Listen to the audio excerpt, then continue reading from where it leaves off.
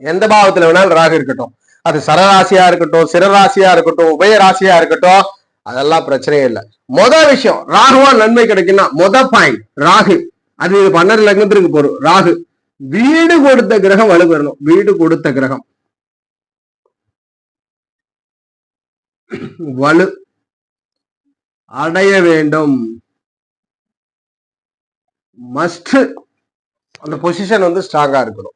இது அமைவல். ராகுன்ட்டாலே ஃபர்ஸ்ட் விதி தான். இதுக்கப்புறம் தான் எல்லா லக்னத்திற்கும். 2வது விதி தான்.